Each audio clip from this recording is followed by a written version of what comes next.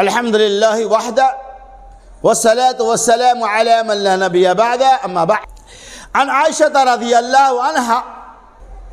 قالت قال رسول اللہ صلی اللہ علیہ وسلم من مات علیہ صیام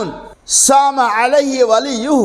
رواہ البخاری۔ اما عائشہ رضی اللہ تعالیٰ عنہ کہتی ہیں رسول اللہ صلی اللہ علیہ وسلم نے ارشاد فرمایا من مات علیہ صیام،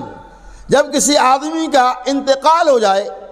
اور اس کے اوپر رمضان کے روزے باقی رہ جائے، یعنی رمضان میں اتفاق کی بات ہے چند روزہ رکھا اور وہ انتقال کر گیا، اسی بات کی طرف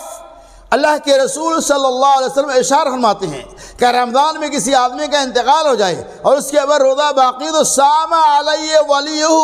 تو اس روزے کی قضا اس کے ولی کریں گے، یعنی